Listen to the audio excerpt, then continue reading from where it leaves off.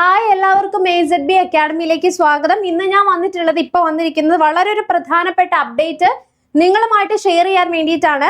അതായത് ഇന്ന് നടക്കാനിരുന്ന Kerala PCയുടെ 10th level preliminary പരീക്ഷയുടെ സെക്കൻഡ് സ്റ്റേജ് നടക്കാനിരുന്ന ജൂലൈ 18 ഉച്ചയ്ക്ക് 1:30 മുതൽ 3:05 വരെ നടത്താനിരുന്ന 10th പ്രിലിംസ് പരീക്ഷയുടെ സ്റ്റേജ് 2 പരീക്ഷ ക്യാൻസൽ ചെയ്തുകൊണ്ട് PSC ഒരു അറിയിപ്പ് പുറത്തു വിട്ടിരിക്കുകയാണ്. അപ്പൊ ഈ സെക്കൻഡ് സ്റ്റേജ് എഴുതാനായിട്ട് നിൽക്കുന്ന ഉദ്യോഗാർത്ഥികളെല്ലാം തന്നെ ഇപ്പോൾ സെൻട്രൽ എക്സാം റിപ്പോർട്ട് ചെയ്തിരിക്കുന്നവരെല്ലായിടത്തും തന്നെ കുട്ടികളെ പിരിച്ചുവിടുകയാണ്.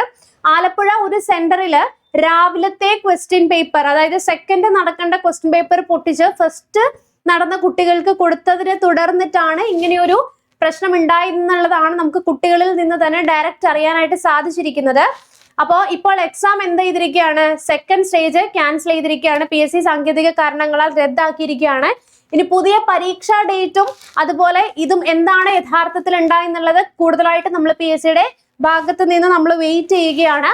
അപ്പൊ എന്തായാലും എക്സാം എഴുതാൻ പോയിരിക്കുന്ന കുട്ടികൾ എല്ലാവരും ഇപ്പോൾ തിരിച്ചു വന്നുകൊണ്ടിരിക്കുകയാണ്. PSCയുടെ ഒഫീഷ്യൽ സൈറ്റിൽ നിന്നാണ് ഈ ഒരു കാര്യം നമുക്ക് അറിയാനായിട്ട് സാധിച്ചിരിക്കുന്നത്.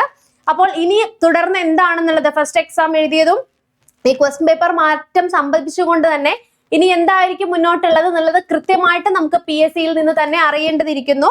അപ്പോൾ ഇപ്പോൾ നമ്മുടെ സ്റ്റുഡൻസ് എല്ലാവരും വിളിച്ചുകൊണ്ടിരിക്കുകയാണ്, മെസ്സേജ് അയച്ചുകൊണ്ടിരിക്കുകയാണ്. ഓൾറെഡി എക്സാം അറ്റൻഡ് ചെയ്ത കുട്ടികളുമുണ്ട്.